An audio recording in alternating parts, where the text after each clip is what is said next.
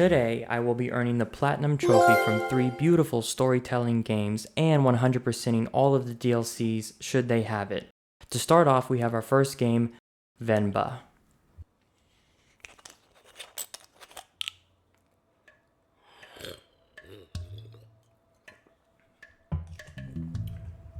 The heartfelt story of Venba follows an Indian couple who integrated into Toronto, Canada, and are just struggling to get by. The husband used to be a writer, and the wife used to be a teacher. But in Toronto, Canada, they are struggling to find work for various different reasons. The main point of the game is to introduce their culture, which will mainly be done through cooking.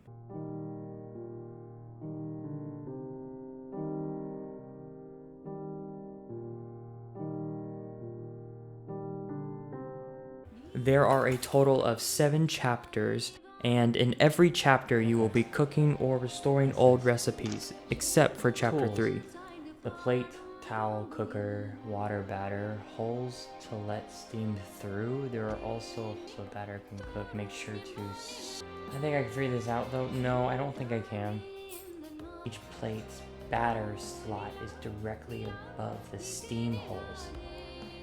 Each plate's batter slot is directly above the steam holes of the plate. But what? Oh my god, am I stupid? Okay.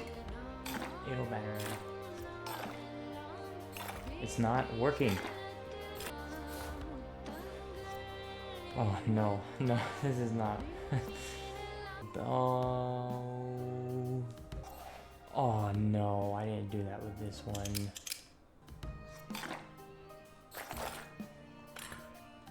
There we go.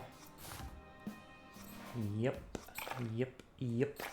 For about the first 3 chapters or beginning of the game, you will be following around the family in their daily lives and daily struggles, as well as being introduced into their son, Kevin.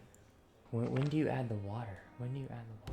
So in chapter 1, you play as the wife who is refusing to let her husband leave to go to work on an empty stomach.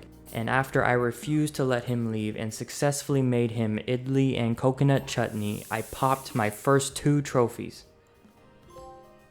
Like it was yesterday. Complete 1 recipe without messing up. What? Put chutney. Successfully make idli. Okay.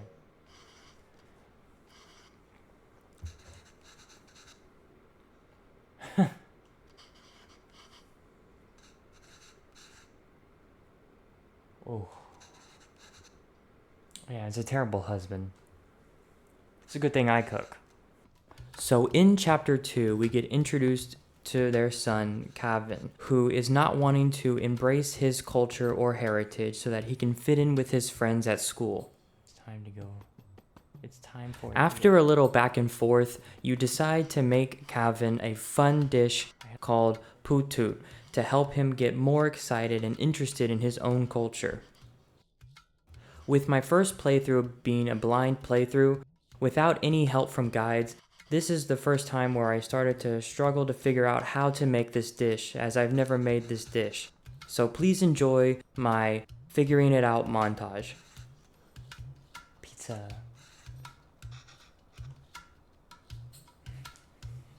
Can we just order pizza? That's probably going to be a hell of a lot easier to make than whatever I'm about to have to make. Oh, here we go again.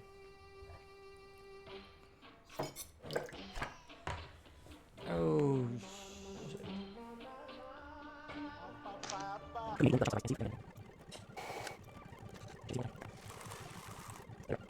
Here, I ended up speeding up the footage down to about 40 seconds because, honestly, it took me about 25 minutes to figure this out, which is kind of embarrassing.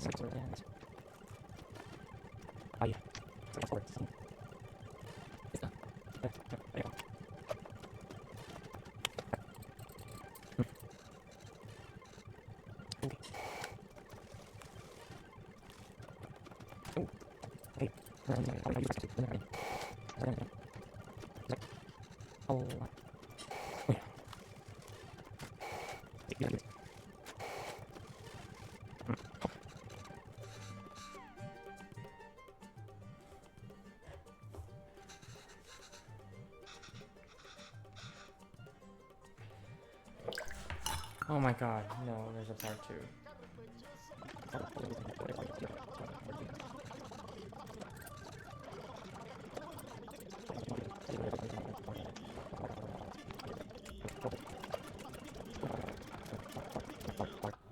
After successfully making Poot Toot, I earned my next trophy. That was very nice. I didn't do it perfectly, I messed up twice.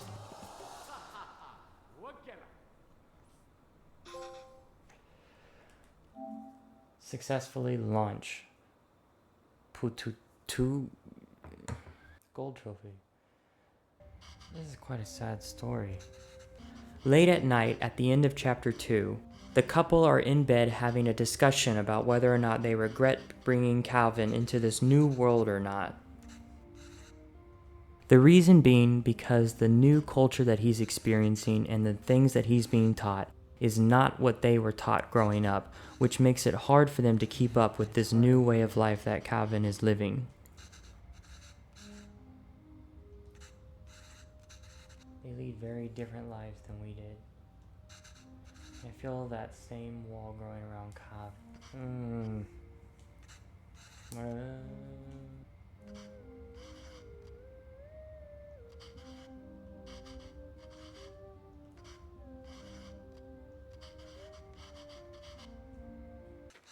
Chapter 3 is just purely story as you try to find the husband who hasn't come home from work. You head to a nearby park where he likes to hang out, and along the way, Calvin gets curious and starts to ask his mother about what they do for work.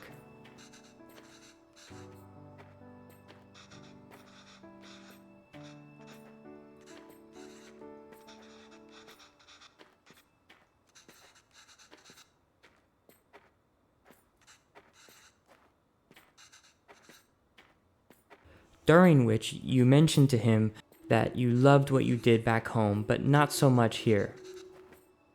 He then asks, why don't you just do it here too, in Canada? And your answer is, it's just not the same.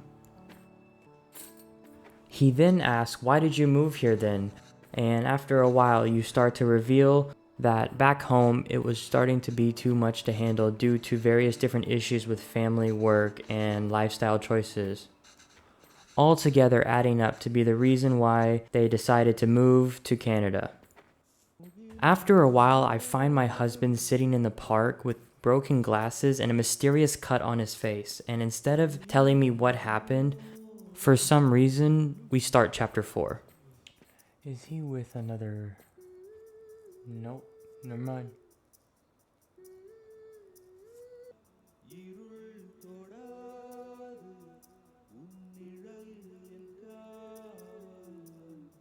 But before we start chapter 4, we get a trophy for completing that chapter. What happened to him? Huh? Hair off the head. Gold trophy. Complete the park level. At the start of chapter 4, we see a graduation pic, which means it's time to send my son off to college.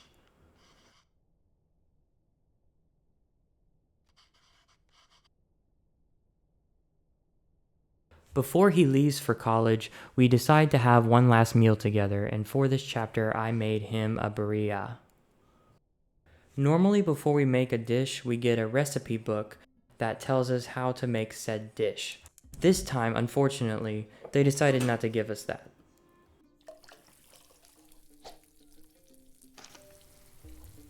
Oh, thanks. This helps a lot.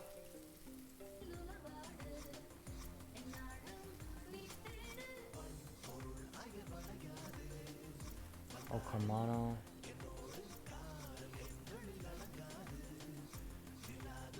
Where's the recipe book? There's even salt. Oh. And then maybe this.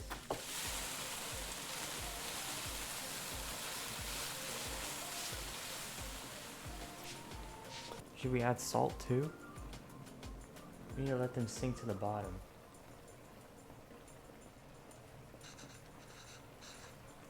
Oh.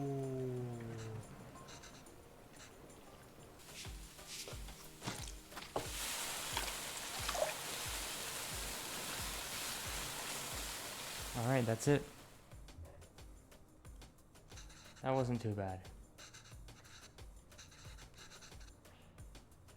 Oh, there's a part 2. Hey.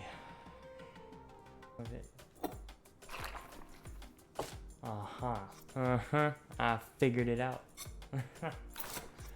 Yes, I did. Yes, I did.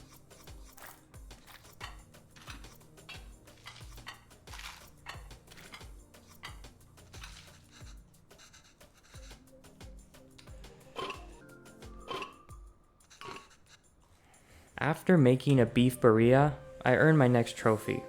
Ooh, family beef. Gold trophy. Successfully make the birria. Okay.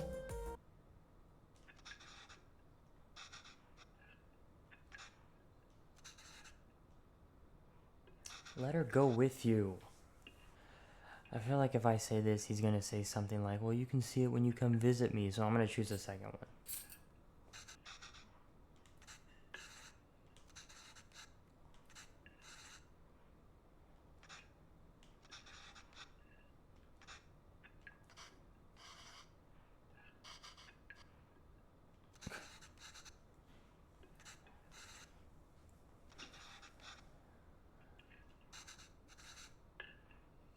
Smacked it.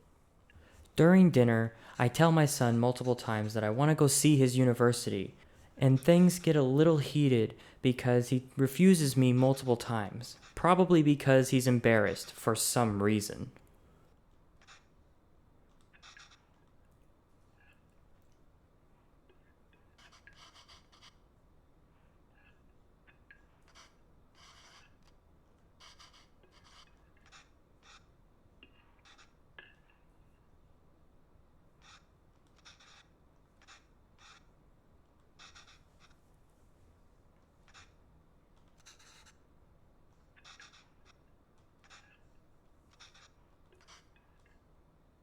Very beautiful, sweet story. I quite like this. 2014. Unfortunately, in chapter 5, my husband has died. But the good news is that my son is expected to come see me from university, so I decide to make him a giant dinner spread to welcome his visit. Rotate. For the main dish, I will be making him muruku, and for the side dishes of my dinner spread, I will be making Nipupaniyaram, pomfret fish, rasam, mutton kulambu, and chicken fry. This is so cool. I like these type of games.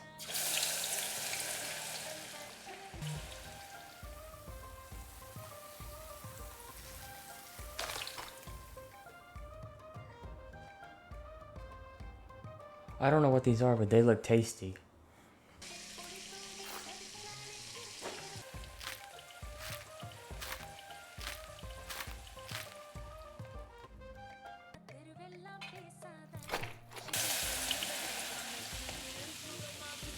Tasty.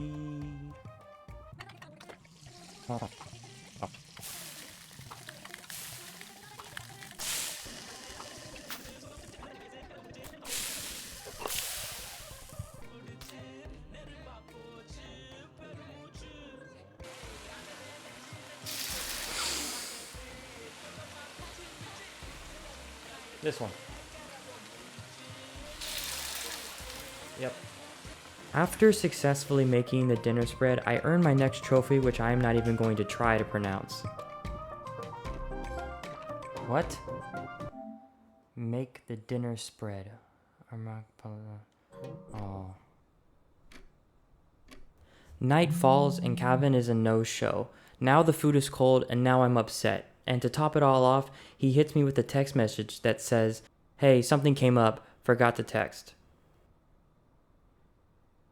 After their conversation ended, you have the option to scroll through and read all the text conversations between them, which I did, of course, and at the end of the chapter, pop me my next trophy.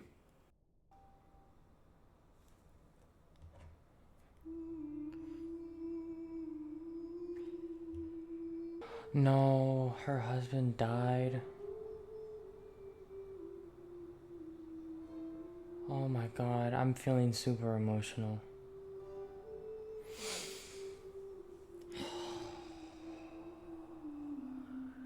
And then she gets the job. Silicone heartbreak. Read all the text in Venba's phone. During chapter 6, Kevin has graduated college and now has a job working for some video production TV show thing, I don't know.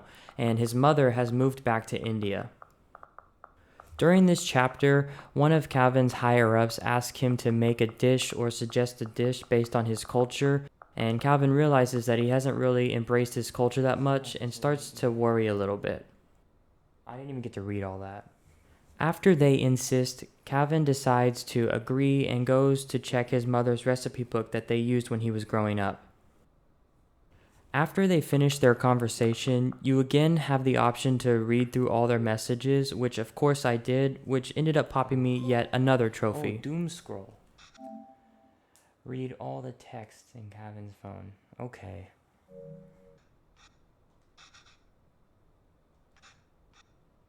Looking through all the different recipes, Kevin starts to reminisce about the old food memories that his mother made for him when he was growing up and decides to make another dish from the recipe book.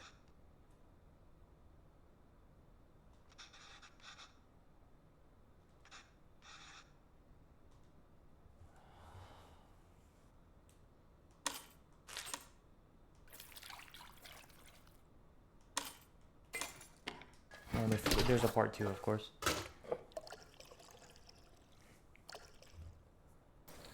Chilies. Green chilies? I'm assuming that's red. And the leaves. There's a part 3. The dish we're making this time is called chicken rasam, and after successfully making it, I earned my next trophy. Taking stock. Successfully finished cooking the chicken rasam. Oh, cool. After tasting the dish and realizing that it tastes phenomenal, chapter 6 ends, and at the start of the final chapter, chapter 7, we see Calvin has gone to visit his mother in India.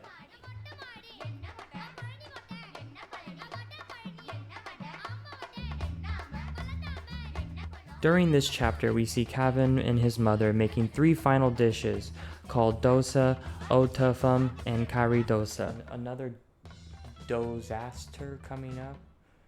Was that supposed to say disaster? While making the second dish, uttapam, I got another trophy for making uttapam without adding chilies, which worked out really well for me because I wasn't going to add them either way because I don't like them. Green chili, I don't like these. Oh. What? Ananuku oro otapamamen. Make an otapamen without chilies. That was completely random because I don't like chilies, so I did not add it on there. I didn't even know that was a trophy. After successfully making the 3 dishes and his mother having a quick taste test, she tells him that he's a natural and he could open up his own restaurant, to which Calvin starts to really think.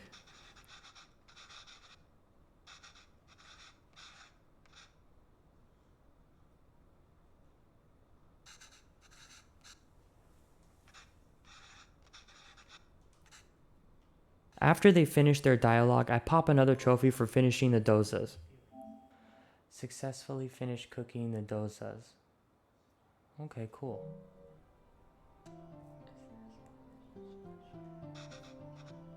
During the final scene of the game, we have a heartfelt moment in where Calvin starts to open up about how he regrets not appreciating his culture and spending more time with them when he was younger. This is also where he reveals to his mother that he became an established writer because of his father.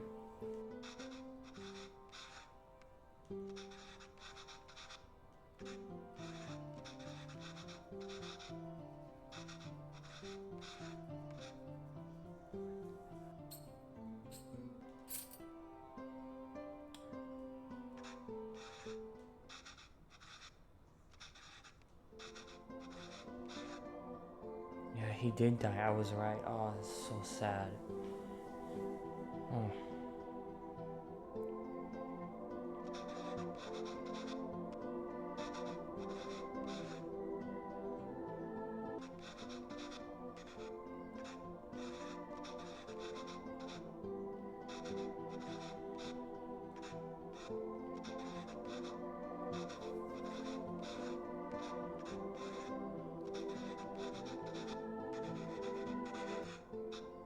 He did remember those made-up stories. Oh.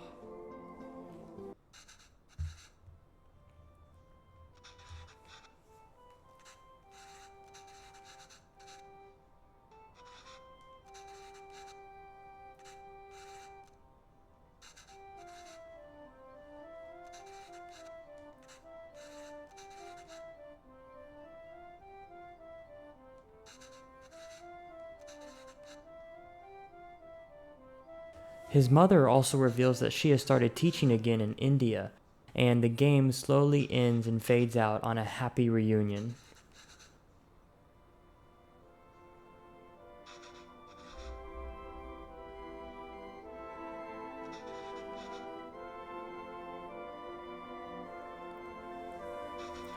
It's about to end, isn't it? Oh, they're in India right now. I thought they were in Canada.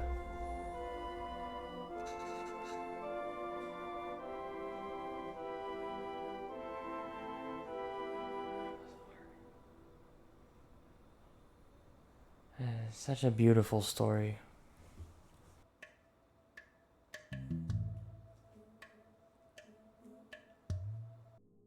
After finishing my blind playthrough, I ended up with 11 out of 16 trophies, including the platinum, which means I have 4 more trophies to clean up.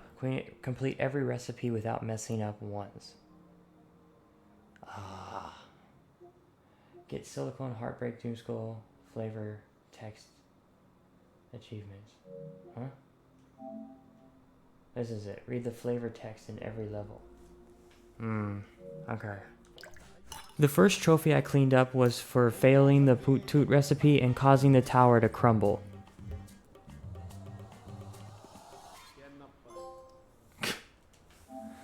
Vada pooch. Launch a crumbling puta. The next trophy I earned was flavor text for reading all of the flavor texts in every level, which honestly took me a little bit of time because I wasn't sure which recipes I didn't read all the way through. Although I believe I did it, so I'm not sure why. The next trophy auto-popped, Pavalin would be proud, and that was for earning 3 other trophies, Silicone Heartbreak, Doom Scroll, and Flavor Text. I got all 3 of them. Gold trophy. Okay, the only one left is Queen of the 6 Tastes, and then we'll have our platinum. Damn it. No, I think I did. I tried to add the raspberry powder and that was wrong. That might have been where I messed up. The last trophy needed for the platinum was for making every recipe perfectly without messing up, which honestly took a little bit of time because from what I read online, if you add the wrong ingredients, add them in the wrong order, or have to restart at all, that counts as a mess up. So I spent a lot of time going through every chapter, speeding through the dialogue just to get to the cooking part, and trying to make the recipe following a guide. Eventually, I finally got my last trophy needed, Queen of the 6 Tastes, which caused me to unlock my platinum. Complete every recipe without messing up once. So this was the one where I messed up on. And now, Sabam. Platinum trophy. Obtain all the trophies, 100%. Obviously, the game is not very hard. It's only about a 2 out of 10 on PSN profiles, and it only took me about 2 hours and 20 minutes to platinum, but the story was absolutely beautiful. It was very heartfelt, and I even got a little bit emotional when the husband died. I would highly recommend it because it introduces the culture through the dishes very, very well. Such a beautiful game.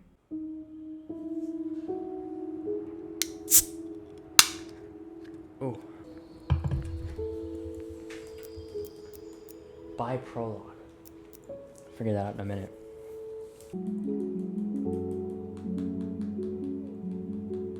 What's supposed to be visible on the right side? There's nothing.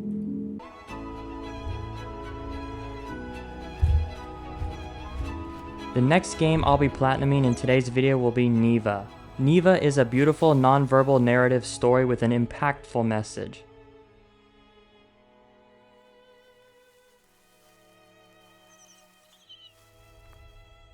The game starts off in summer with a person named Alba who is looking after Neva, and while they enjoy a typical day in nature, the world slowly starts to get overfilled with corruption, which came from who knows where.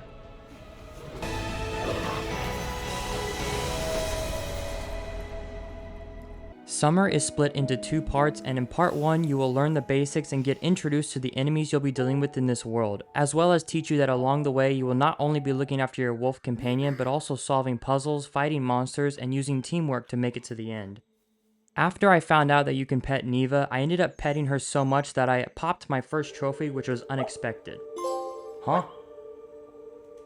Loving? Be affectionate with Neva. What? Get some more pets. Yes, yes, yes. Hello, hello, hello. Bye-bye. Oh, you're so cute. What are you doing? Oh, that's probably the end. Oh.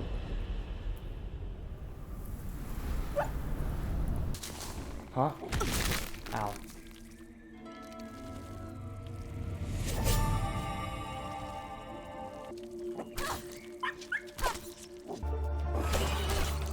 I don't know what you are, but it don't matter. I'm gonna mess you up.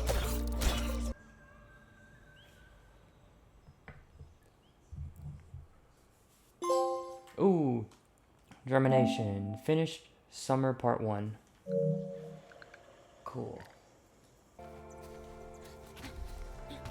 What is that? Summer Part 2 will pick up the pace, as during this section we start to see the dark corruption spreading rapidly and the world starting to feel unsafe around every corner. During this section, Neva will also start to help you out in combat as the enemies start to appear more frequently. Here we have our first boss chase, and although I escaped my first time successfully, I ended up losing my companion and need to spend the rest of Summer 2 finding her so we can move on to Fall.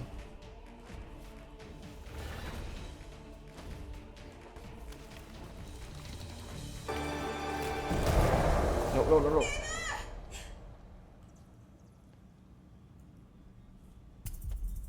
What am I doing? I gotta go find my little puppy. Or is it a deer? Ow. Oh my god, are you serious? Oh, there he is. He's getting chased. No. Are you serious?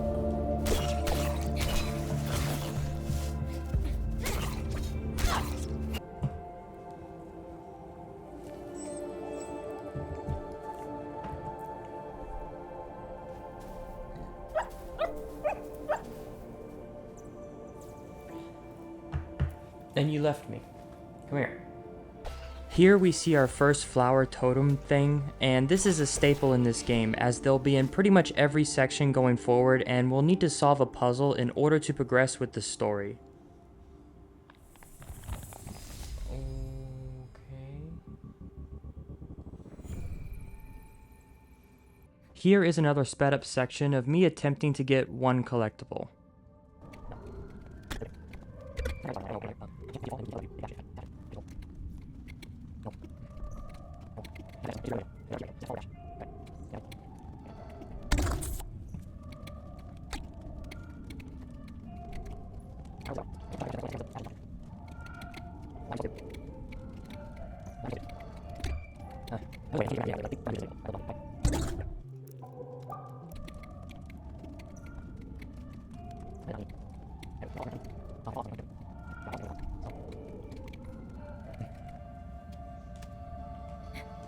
Oh my god, I got it. Oh my god. Here we have our first boss encounter of the game, and as you'll see throughout this game, I pretty much get hit almost instantly by every boss I first encounter.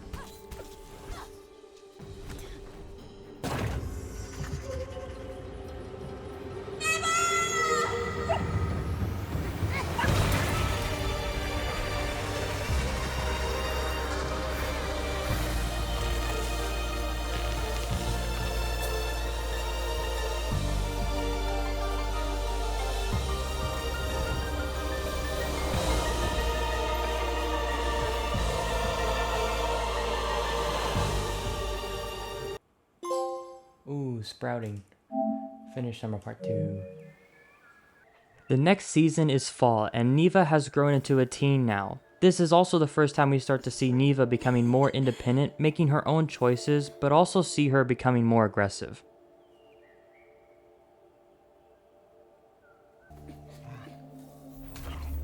Oh, Neva can fight with me. That's great. This game is absolutely stunning, and every season does not shy away from being breathtaking. Here we have our second boss encounter of the game, which once again, unfortunately, hits me almost instantly.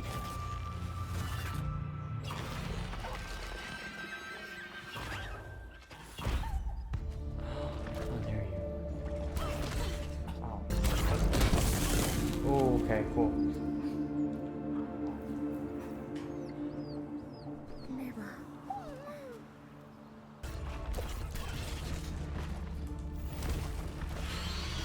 In Fall Part 1, I got my next trophy for soothing Neva, who clearly doesn't like our new guest. Oh, mentoring. What was this for? Soothe Neva in Fall Part 1. Oh, okay. Oh, that little dot, that's what that pillar in the middle needed. Now I got both. That's probably Fall Part 1 done. How do I get out? At the end of Fall Part 1, we get a quick glimpse at who our final boss of the game will be, and then we have one more section to go through before we start Fall Part 2.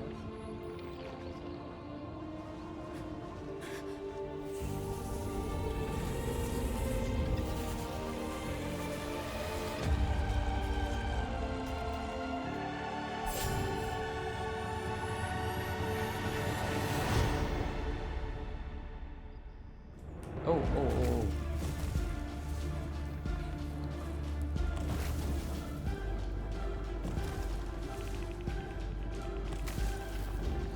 This is intense.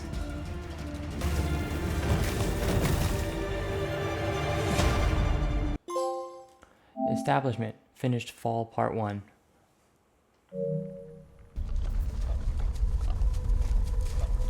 That's gonna be the next boss, isn't it? Oh my.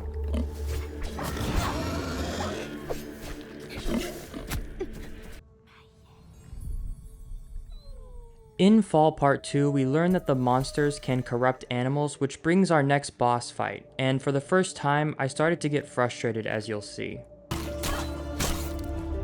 Oh, you did it 3 times? I don't understand. How am I getting hit? Okay. Let's do it again, I guess. Are you? I'm about to get so mad because I have to keep redoing this. Are you? He's so fat that you can't dodge. Oh my god.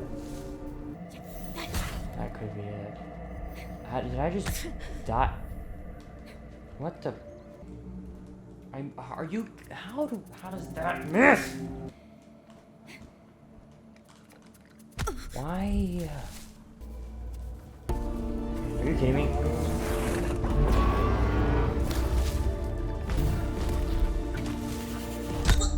Yeah, oh my god, you have to keep fighting. I don't like this at all. My next trophy was for honoring all the fallen animals that got corrupted. Empathy. Oh, honor all corrupted animals during Fall Part 2.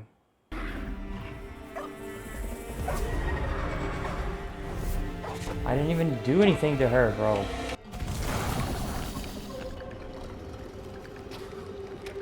This is kind of a sad story.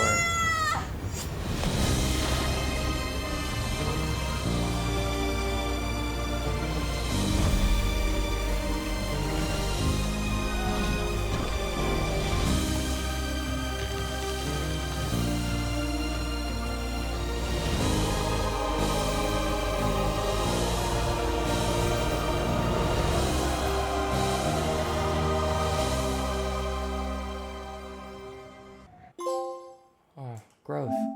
Finished Fall Part 2. Is that Neva? Oh my gosh.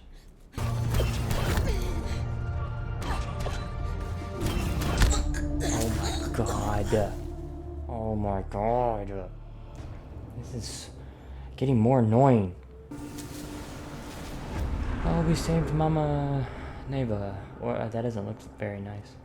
Fall Part 3 was basically just continuing through the story while dealing with more intense enemy encounters. This and Winter Season ended up being the hardest part of the game for me. Okay.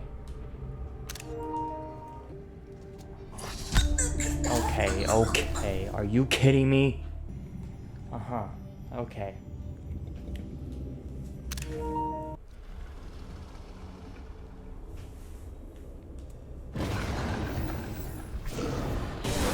Okay. For some reason. Okay. Great.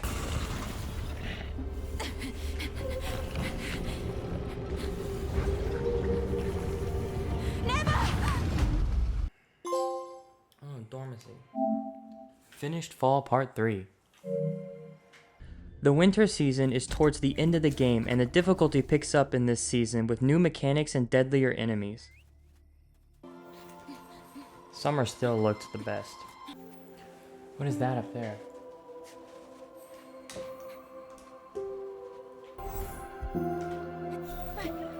Oh, there we go. I jumped over it. I'm not even joking. I don't know why that killed me. I didn't even make it. I'm actually... Okay, she just doesn't make that jump. What do you want me to do? Oh, ignore it. Yeah, okay, cool.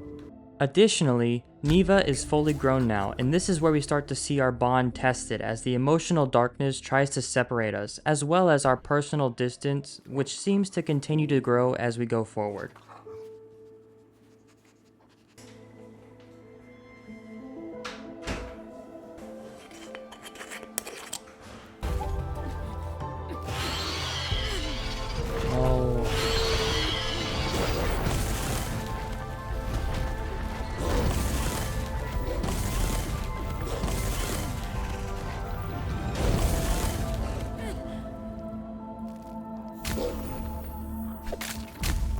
With the help of our new friend, I also ended up finding all 4 hidden birds during Winter Part 1 and earned my next trophy. Oh, here we go. Oh, curiosity. Find the hidden birds in Winter Part 1. Okay, cool. I knew that there was 4 glowing white birds. I knew that they probably meant something.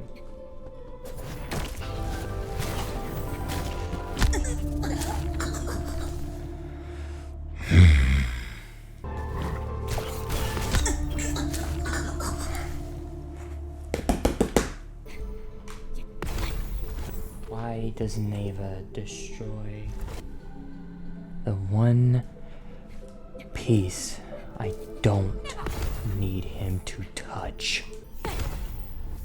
Why does Neva not do what I want? I don't know how to do this. Alright, for the first time, we're going to be pulling up a guide because I am not going to spend 40 minutes trying to sit here and still not figure it out. You've got to be kidding me. It's right here. After our new friend helped us earlier on in this chapter, we decided to return the favor.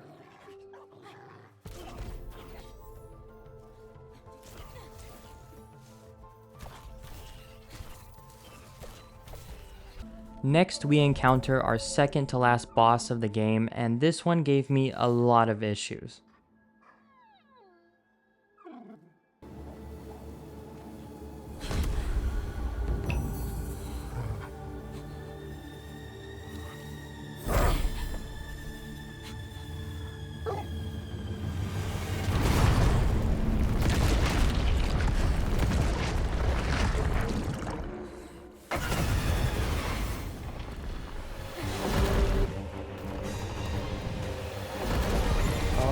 Okay, I'm supposed to be doing stuff.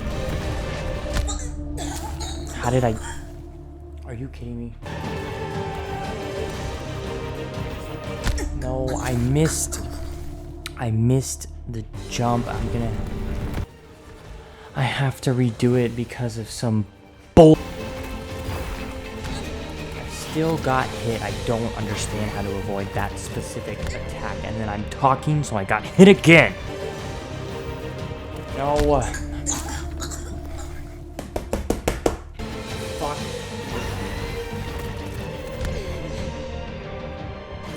Go suck a fuck.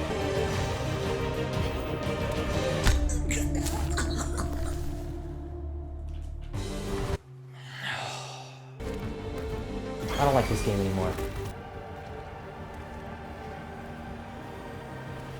Our new friend comes back to help us, and after defeating this boss together, Neva decides to go with the other wolf, leaving us alone in Winter Part 2.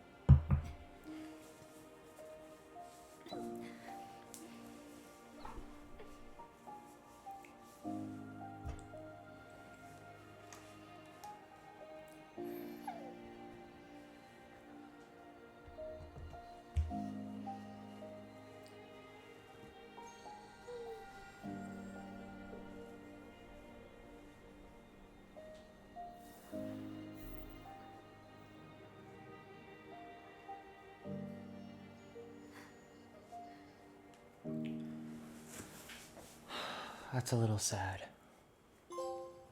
But we got flowering, so it's okay. Finished Winter Part 1. Whoa, hold up. Oh, I don't have Neva anymore. In Winter Part 2, we are again just going through the story and continuing on without Neva. And yet again, I ran into another encounter which gave me a lot of trouble.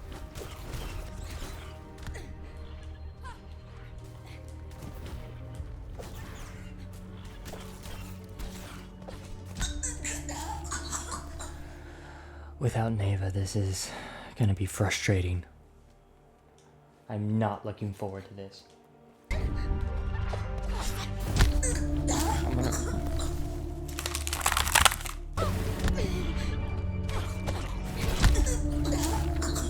He just...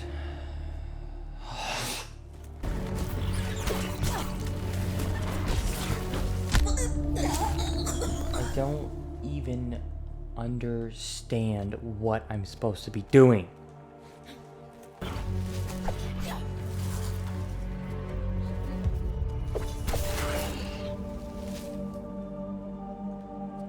We finally get through this section and make our way towards the final boss fight.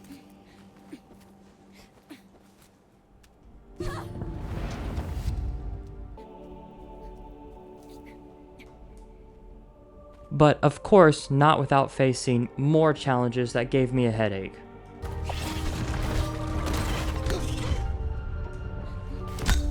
Oh my god.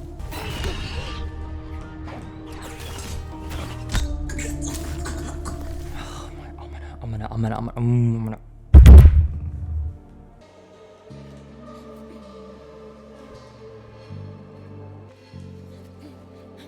Oh, that's great. I can't even see. It is still a really fun game, and I'm having a good time. It's just a little annoying. It's just some random dude fell. Now we've reached the final boss fight, who unfortunately has a phase 2. But luckily, during phase 2, Neva decides to come back and help us finish what we started together.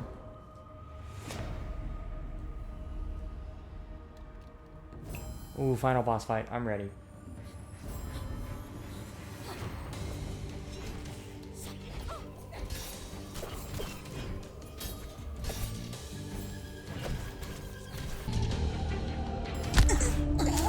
Okay, so... Oh my god.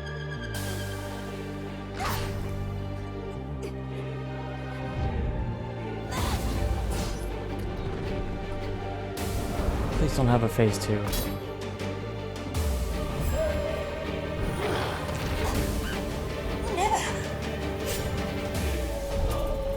Okay.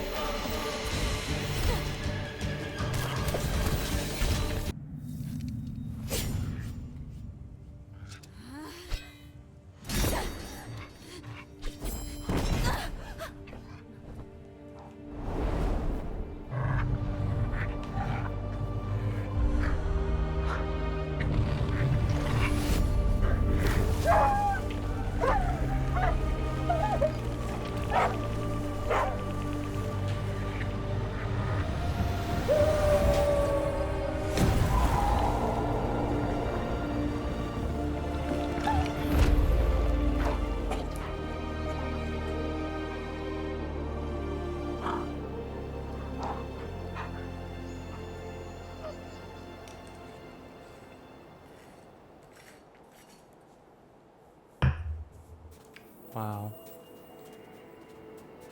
Now we're finished with Winter Part 2, and you'd think the game would be over by now, but there's a next season that we have yet to discover.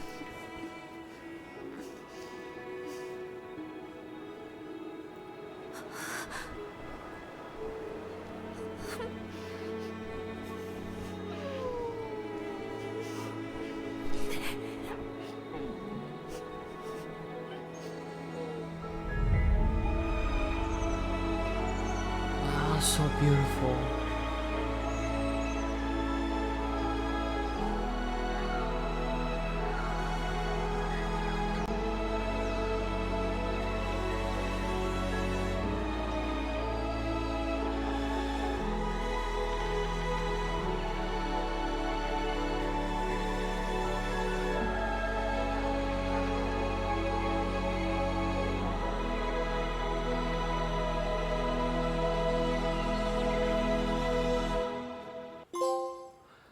Pollination. Finished Winter Part 2. Spring. There's another chapter.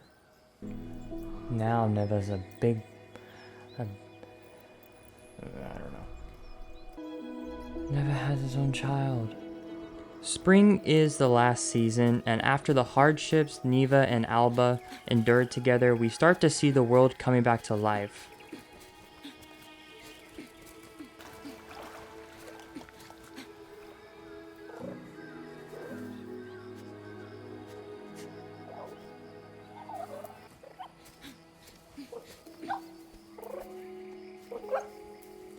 That's so cute. This is what we did in summer. It's the same thing. But it's all pretty now. Now, okay, spring is my favorite now. That is absolutely stunning. Here we start to see the intro of the game play again, which tells us that it was actually foreshadowing all along.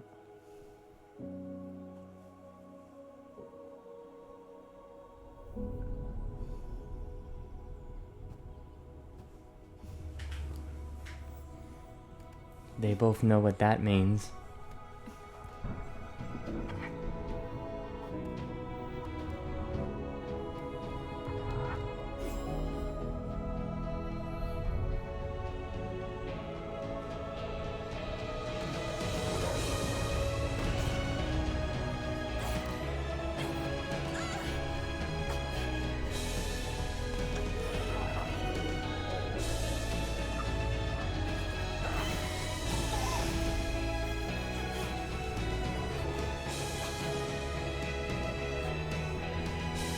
Oh, at the beginning of the game, that was Neva. That wasn't Neva's mother or father. It was foreshadowing.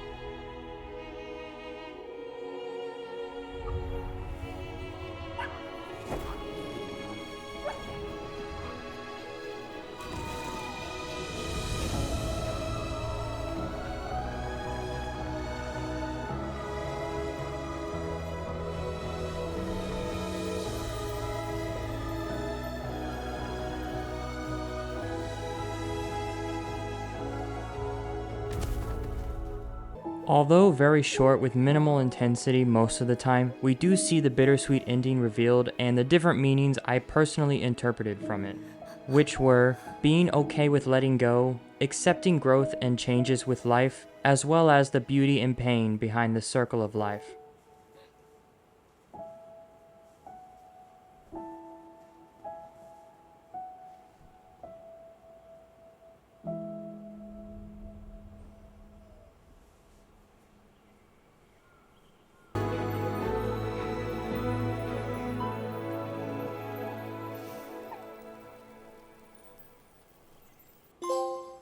Seed? Finish the game. Oh. Thanks for playing. I need a minute. That was the beautiful story of Neva, and it will definitely make you smile, laugh, and hurt as you go on through your adventure with Neva. The game is stunning and is absolutely beautiful inside and out with meaningful messages. I would highly recommend you check out this game for yourself if I had to pick only one from this video.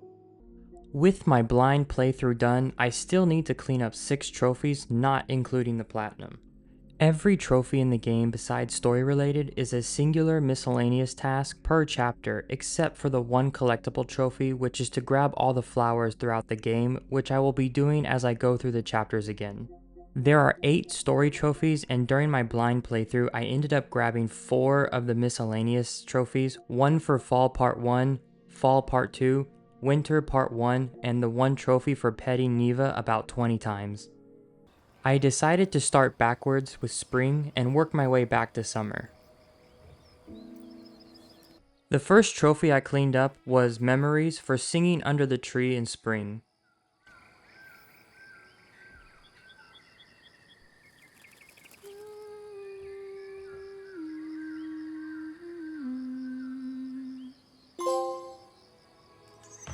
Memories. Sing under the tree in spring. There we go. The second trophy I cleaned up was Longing, which you need to cry for Neva in Winter Part 2. All you need to do is call out to her about 5 times and this trophy will pop.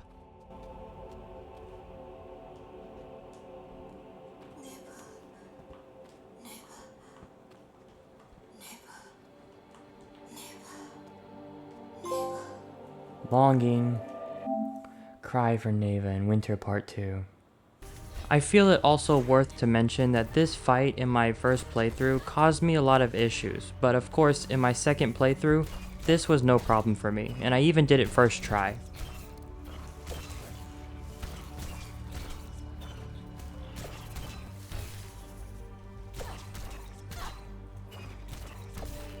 And I did it first try, come on. The next trophy I cleaned up was Comfort for breaking all the enemy statues that can be broken in Fall Part 3. There we go, Comfort, gold trophy. Break all the enemy statues in Fall Part 3. The next trophy I earned was Provide for feeding Neva in Summer Part 1. There are 5 feeding spots you need to let her feed in for this trophy.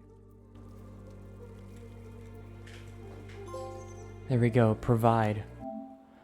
Feed Neva in Summer Part 1. Apparently I missed that. The second to last trophy I cleaned up was Blossoming for collecting all the flowers throughout the game. I earned a couple in each chapter but collected my last flower needed for the trophy here in Summer Part 2.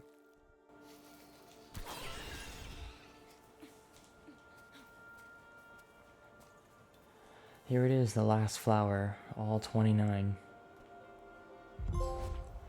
Blossoming. Find all collectibles. And that's all the collectibles.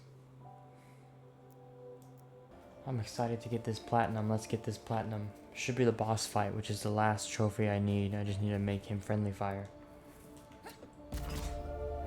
Also in Summer Part 2 was where I needed to earn my last trophy for the platinum, which I did here called Willy, which was for causing the boss of Summer Part 2 to friendly kill another monster during a specific encounter.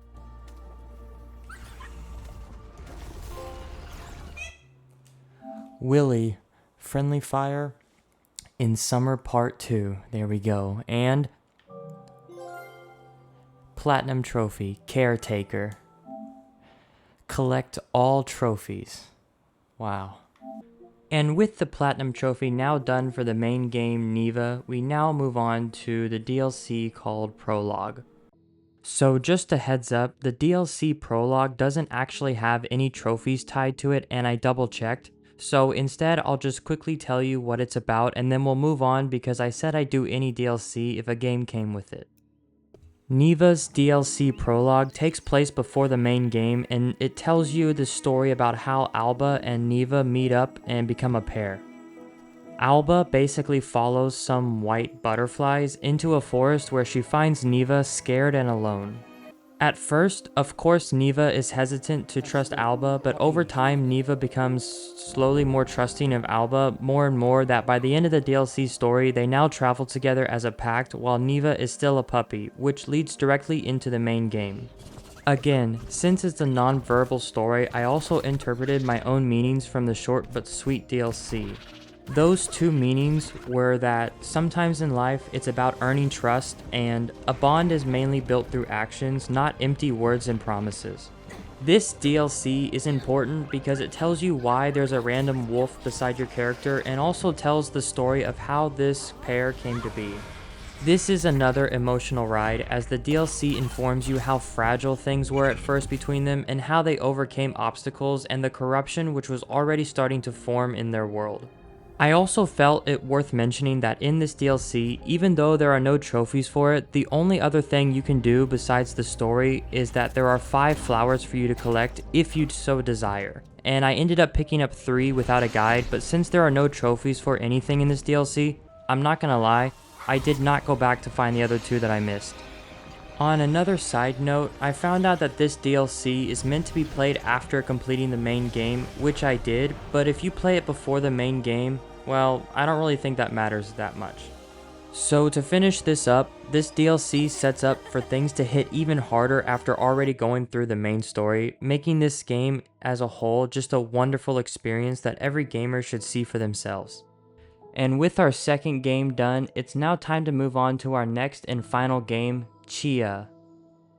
Tchia is an open-world adventure set and built with the New Caledonia as their reference of inspiration, and you can tell the developers put their heart into this wonderful game. Also worth mentioning, in their opening scene, it was mentioned that some of the devs from the team Awaseb that made this game were also from this beautiful island. The game, not including the prologue, epilogue, or endgame, has a total of 10 chapters for its story. To start off, we play as Tchia, a young girl who lives with her father on a small island called Uma.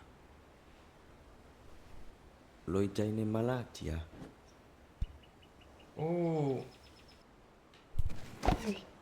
You learn the basics like collecting trinkets or collectibles, climbing, playing mini-games like shooting your slingshot, how to shout at the top of the viewpoints, which are synchronization points for revealing nearby stuff, etc, etc. Ooh, got it.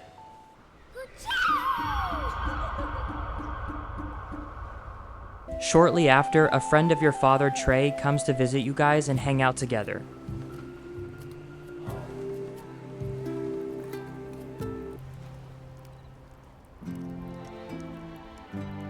But shortly after Trey arrives, we see the game's main villain's henchmen, Hui Dua, arrive with paper minions or soldiers. I don't know what they are, but they work for him.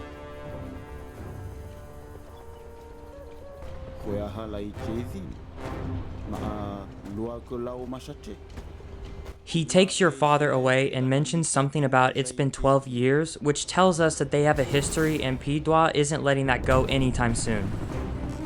After that, we chase him as he flies away and of course fail, but we use some secret technique called soul jumping to hurt him. Soul jumping allows us to jump into animals and objects to use them as we please, which will be our weapon for what we use to do various activities throughout the game.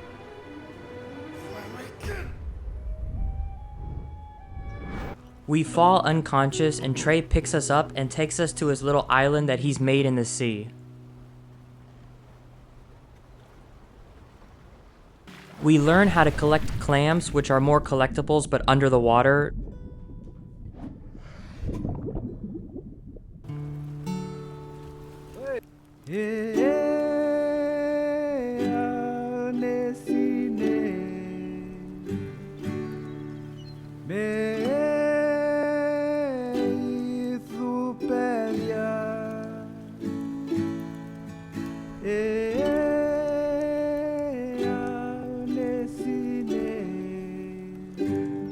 While resting by the campfire after learning how to do some more basics, we get the chance to play a song, and doing it perfectly without mistake grants us our first trophy.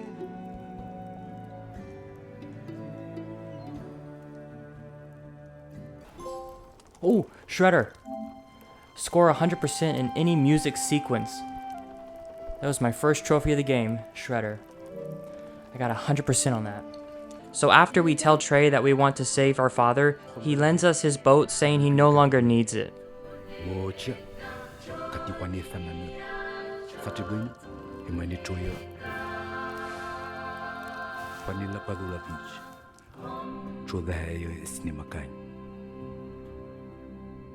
But first, we learn to do something called stone stacking, which is an activity we will need to increase our soul melody. Soul melody allows us to spawn animals, change the time of day, and other stuff, all to use for our advantage. How do I restart?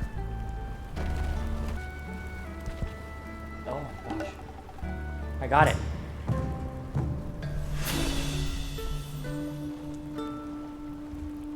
Why is there so many rocks? Compass and flashlight. So now we set off to the main islands to find our father and the man who took him away. Now that the introduction is done, before we head into the open world, let me first mention to you that this game's trophies are mainly for completing side activities and collecting collectibles. And there are a ton of them, which will be what we mainly do for the platinum. There's only about 1 or 2 trophies that you earn for the story, which are at the end of the game. The rest are for doing different objectives, and there's even a trophy for 100%ing the entire game, which means that going for that trophy will cause me to do and complete every other thing to do in this game, earning a majority of the trophies naturally. Again, since most of the trophies are tied to open world content. Oh my gosh, I thought it was all islands. Now let's continue our journey. After reaching the city where the man who took our father is located, I was instantly surprised because they actually have a city in this game, and I thought the entire game would be on islands in the forest, and a majority of it is, but this is just something cool, and I wanted to mention it. Anyways, making it to his palace or building, I was interrupted by the front desk who told me I needed such and such to have an audience with him. So naturally, my next objective is to go find these objects, which were a chicken egg, an ancient tooth, a trophy which I can get from doing side activities, and 5 trinkets or 5 collectibles. But before I head out, I explored the city some more and earned my next trophy. Ah, I see.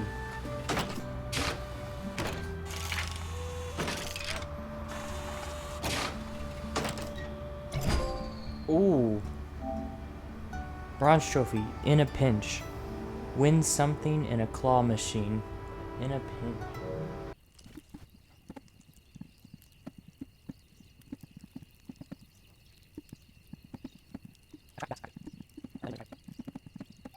Right after some more exploring, I earned another trophy for shooting a bird out of the sky with my slingshot.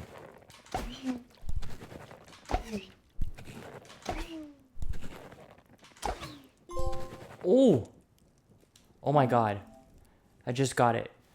Bronze trophy. Clay pigeon. Shoot down a flying bird with the slingshot.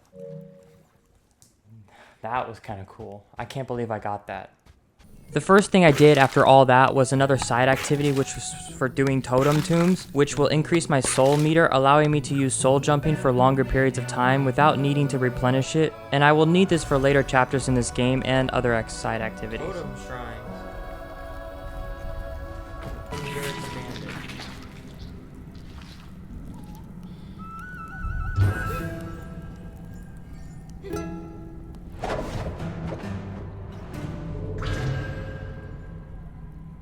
While messing around in the open world, I got my next trophy for burning 3 enemies with 1 explosive.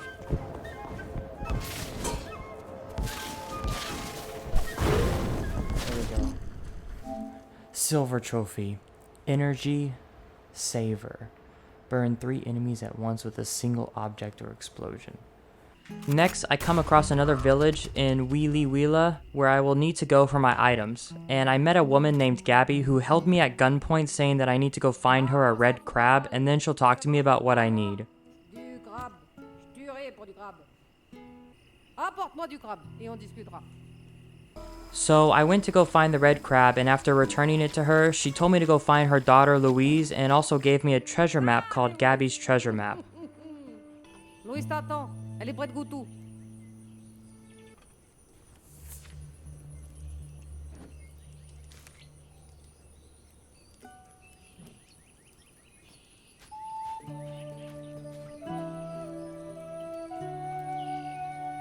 But anyways, I traveled all across the island to go find Louise, who apparently has her favorite hangout spot on the other side of the island, and after singing a song with her, she then walks away, and I have to go all the way back to the village to continue this quest.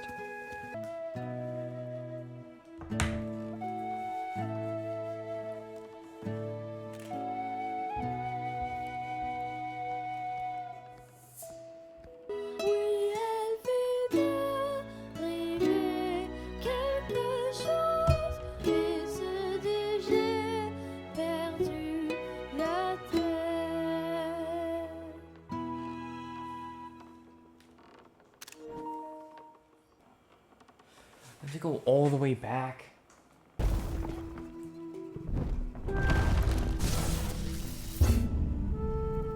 I didn't know there was a cliff right at the end. Are you serious?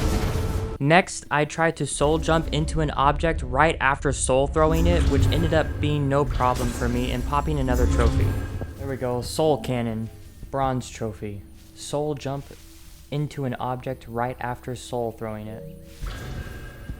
After I get back, Louise gives me a dead chicken for my quest, which I wasn't sure why it had to be dead, and also a film camera which I can now use to take photos of this beautiful world. Oh my god.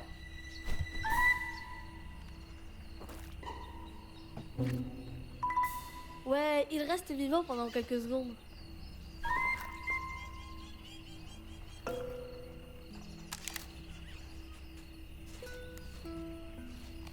Pour que tu me montres un peu tes aventures.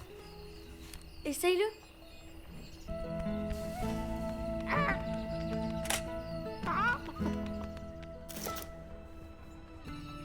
Tchia,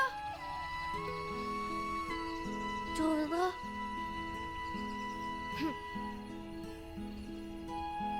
Prends plein de photos. Next, I soul jumped into a chicken to force it to lay an egg, which is another quest item that I need.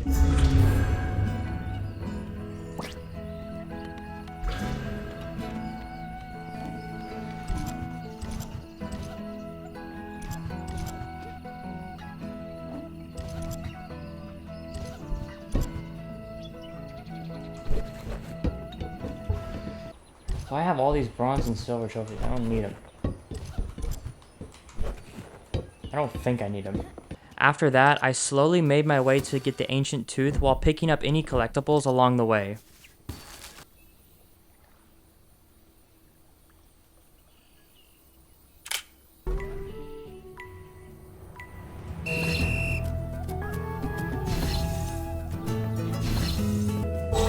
Yeah, I can.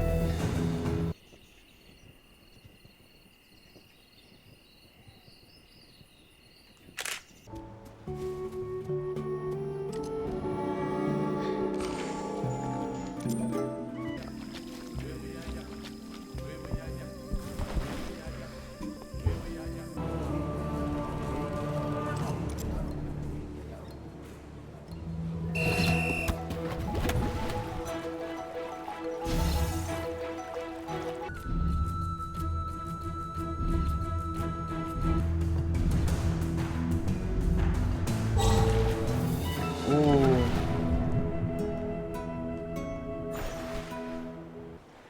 Okay, so I have my first glitch. I have parked the boat too close to the race, so when I press the square to let go and trying to move it, I cannot.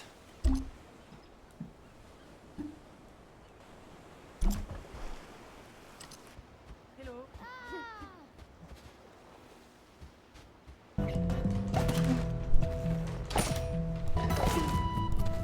No. Ooh, got the gold trophy. Can I get hit by a car? Oh, did they just...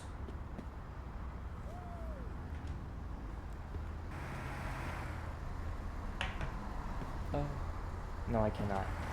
Then I had to go back to present my offerings to Miavora, who is the game's main villain. Her fortress is also up in the sky.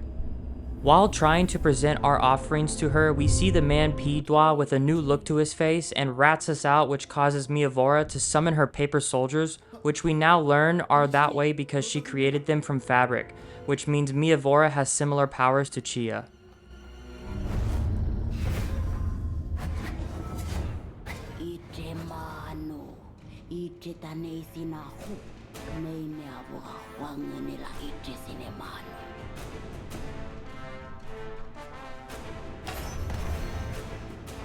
We start by running away and get to a cliff, and as we get cornered, a mysterious figure jumps out of nowhere and protects us while pushing us, which causes us to fall, and we get saved by the mysterious figure's unknown animal.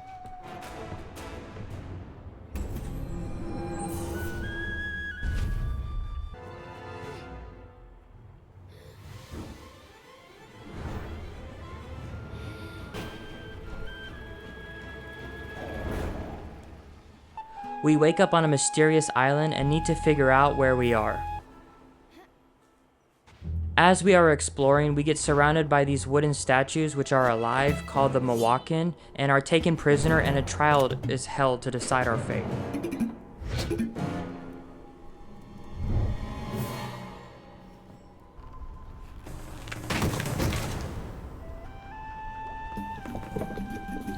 They go through our backpack, and after finding our ukulele, they don't understand what it is or what it does, so we show them, and all of a sudden they start busting out into a nightclub song. How did she catch that?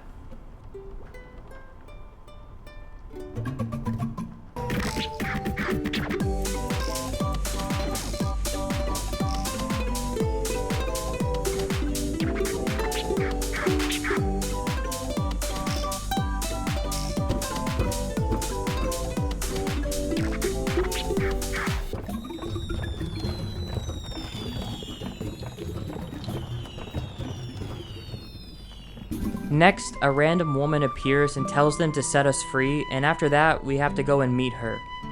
The woman's name is Kavera, and she has the same powers as us and tells us to go to a tree to find the answers we seek. She also introduces us to a rare creature, its name being Katiwa. Une créature très rare. Dans ses racines, tu trouveras les réponses à tes questions. At the tree, we learn the story of a king and queen who had twins with the same power we have, but Pidwa wanted to offer them to Miavora, who is revealed as the god of the depths. Scared of Miavora, the people take the babies away, and Pidwa personally threw the boy into the pit where Miavora is. But a masked figure appears and buys time, allowing the king to escape with the other baby.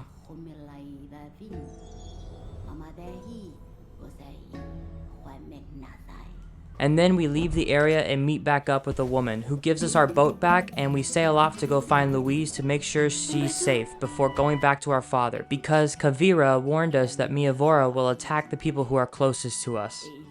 While we sail back, the music starts up and we vibe on the way back to the main islands.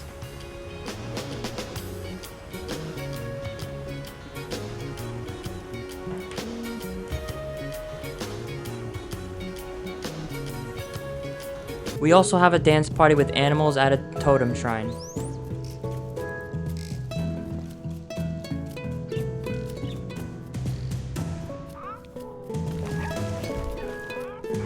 Next, we went to go see Louise and share a kiss. Ni ya ni mieux. Moi aussi.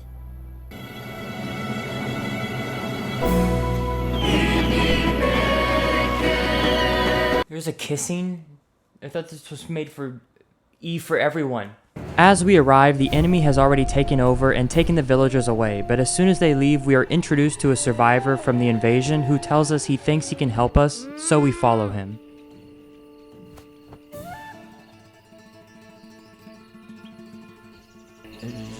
Je crois que je peux t'aider. Suis-moi. He informs us that his father is held hostage as well, and to hit Miavora where it hurts, we need to take down the factories. So we set off to scout the areas and report back to him so he can tell us their weak spots. Si tu veux atteindre Meavora, tu dois frapper là où ça fait mal. Non, non, non, non. Je parle de ces usines. Si tu parviens à désactiver toutes ces usines, il n'aura pas d'autre choix que de nous écouter. Les usines sont des forteresses hautement protégées. Mais si tu me ramènes des photos, je peux trouver leurs points faibles pour toi. After that, we spend an embarrassing amount of time trying to do a cool handshake before I call it.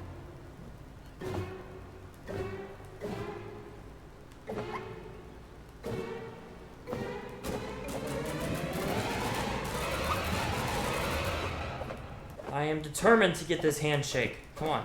Come on.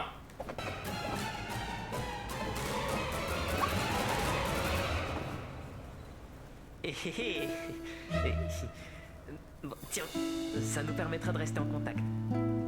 Bonne chance. When I arrive, I find my father and all the others trapped inside, and after reuniting for a brief moment, I head back to work scouting the factory. Eccola ini. Milik kamu nih. Ini ya, ini ya.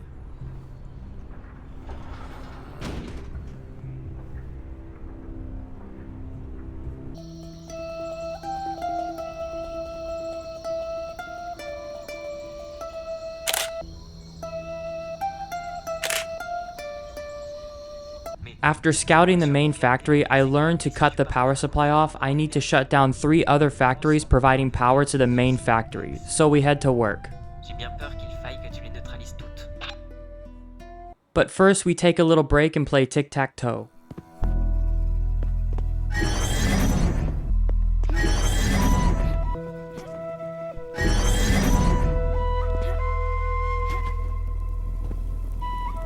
Oh, it's tic-tac-toe. Okay.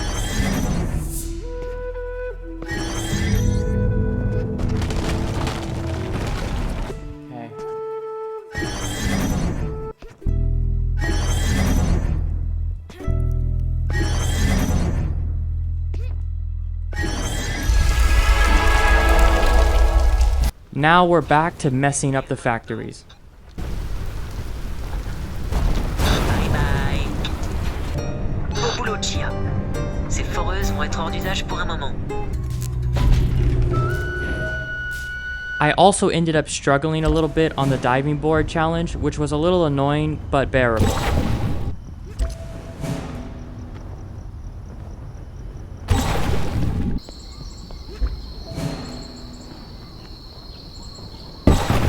How?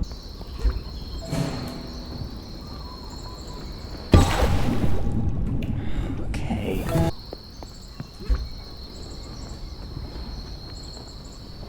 Oh, okay, great. It doesn't count. And then she lands headfirst. That would have been nice.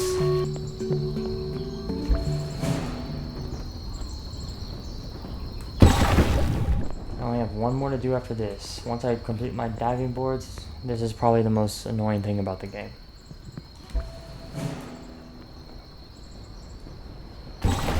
How was that a bad entry?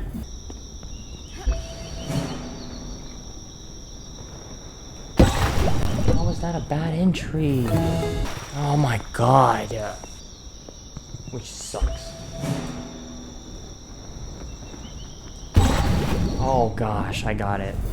Also, the next trophy I earned was for increasing my soul meter to 10 slots.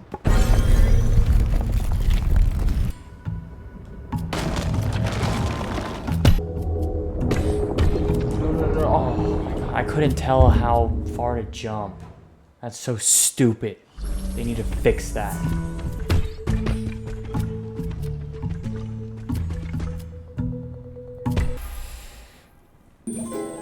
There we go.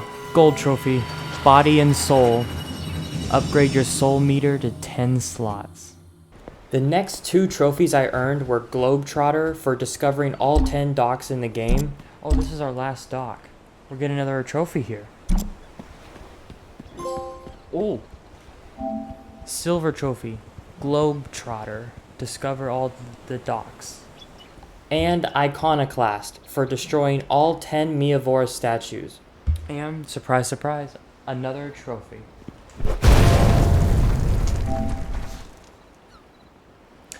Iconoclast. Destroy every Miavora statue. After disabling the fabric factory, we save our father and the other villagers. Psych P. Dua shows up again at the perfect time and relocks the factory doors. And as he flies away, drops a bomb into the factory which blows up everyone inside.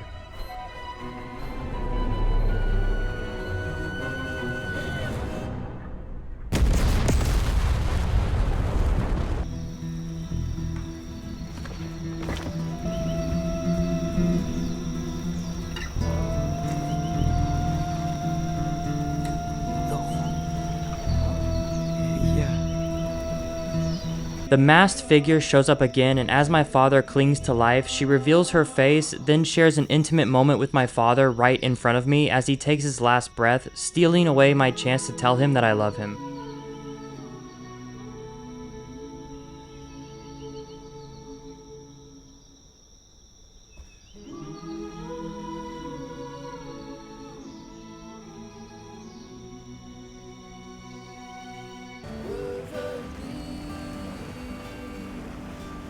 That's my home.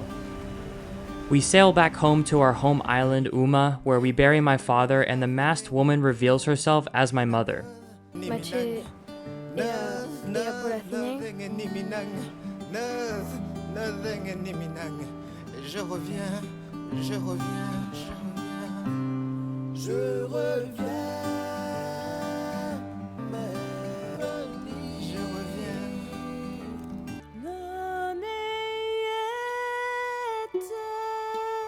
Next, we spend some time together by the campfire and fall asleep. When I wake up, she went back to another island and leaves me a note telling me to meet her there.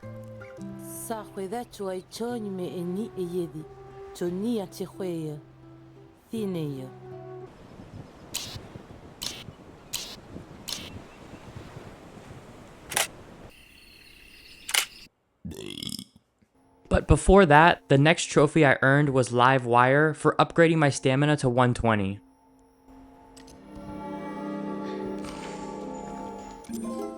There we go. Gold trophy. Live Wire, or Live Wire. Upgrade your stamina to 120. Next, I earned Ahem for shouting from all 15 viewpoints in the game. Silver trophy. Ahem. Shout from every point of view. Oh, like the parts? Yeah, it's a large and then it's dogs. Then I earned Liberator for destroying all 33 enemy camps in the game. There we go. Soldier camp cleared. And gold trophy, Liberator. Clear all the soldier camps. So after meeting up, she gives us what appears to be a bomb, and we prepare for a final fight. When we arrive, we discover that Trey has also been captured, and we exchange his freedom for our surrender. And as Miyavora eats us, we pop a trophy.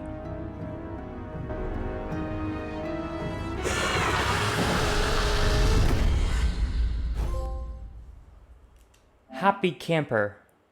Discover all the campfires. How did I get that trophy? After that, we wake up and head straight into chapter 10 or X, skipping over chapter 9 for some reason, and I double checked. Wait, this was 5. 6, 7, 8, 10. Wait, hang on. Is my Roman numeral 6 is 1, 7 is 2, 8 is 3. It should have been IX. It just went straight to X. What? Anywho, now we need to destroy the heart's protection, and we get straight to work. Oh, whatever.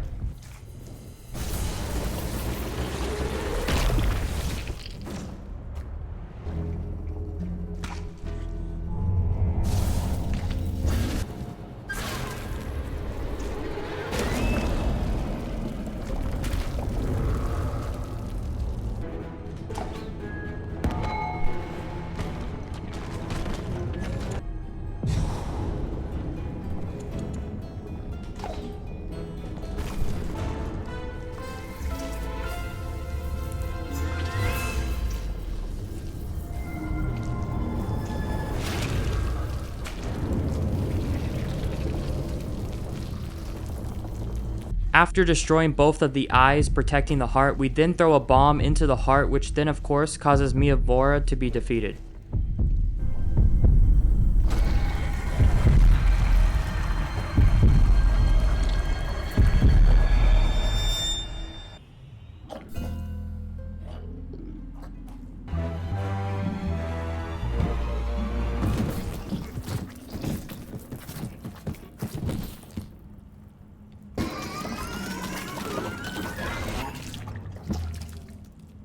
After that, a trophy pops and the game ends, and now we start our cleanup.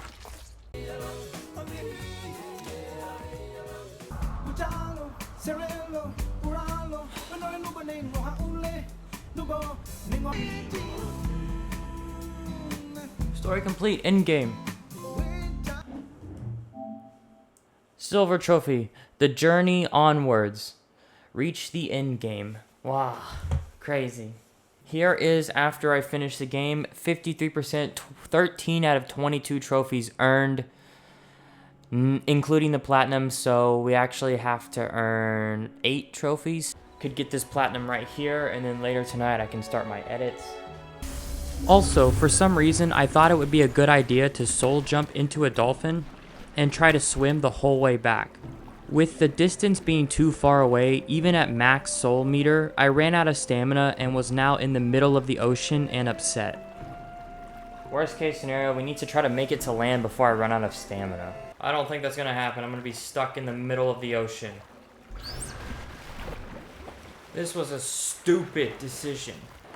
This is so, I can't believe I tried to use a dolphin. Turns out it's just way too far and that soul meter drains way too fast for some reason. The soul meter just ran out, so now I'm on foot and there's no land, so I'm not able to plop my feet up and respawn one.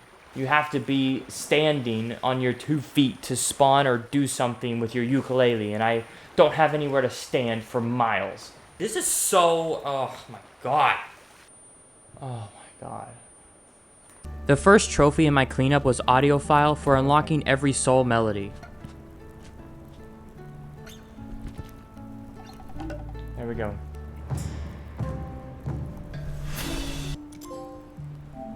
Sprout explosive fruit.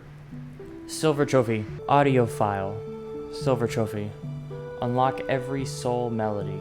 The next trophy I earned was Thing for soul jumping into P. Dwa's hand, which he loses during the final cutscene with Miavora, and you have to find it again in the open world.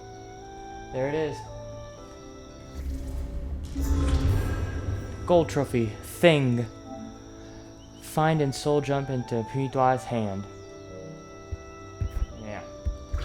Like that. Next, I ended up earning the trophy Saadawiz while doing all of the hidden treasure chests in the game. And I wasn't at 100%, but this trophy states you need to be at 100% in the game, and you need to do everything you could possibly do in the game. So I think it glitched and gave it to me for a split second because my journal showed 100%, but then it glitched back to 92%, which is where I was currently at this point. Oh. I just got this. Gold trophy. Saadi Wiz. Reach 100% game completion. Oh, I don't know if that was a glitch or not because I don't have everything discovered. But I got lucky, so this means that I don't actually have to go and find all the animals and fish types since it already unlocked for me, which normally you would have to do to 100% the game, so I was saved a few extra hours of finding or discovering all this stuff since the game auto-popped it for me. I don't have all the animals, but it still gave it to me, so we take those. The next trophy I got was Historian for opening all the treasure chests. Alright, here we go. Let's see. Historian, find and open all the treasure chests. And right after that, I popped Fashion Victim for unlocking every cosmetic for Tchia and her boat. Oh! Gold trophy, Fashion Victim. Unlock every cosmetic item for Tchia and the boat. Alright. After that, I went to a campfire and popped the last 3 trophies needed for the platinum. Fashion Faux Pas for wearing the umbrella hat.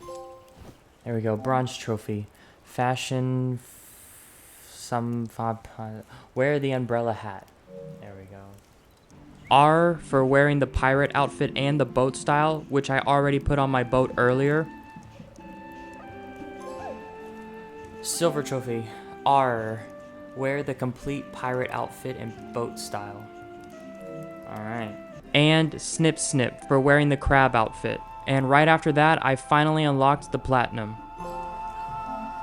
Snip Snip, silver trophy. Wear the complete crab outfit. New Caledonia. Platinum trophy. Collect all trophies. 100%. There we go. This was such a fun open world cartoon style game. Again, and it looked very beautiful and absolutely amazing, although the story was short. PSN Guides says the game will take about 20 to 25 hours to platinum, but the game only took me about 18 hours to do so. All 16, and there's all the points of interest. Done. Everything done. And there's nothing else for me to do. And there we go. That is all 22 trophies, including the platinum, done. Alright, there we go. And those are my 3 beautiful storytelling games platinum. Thank you so much for watching.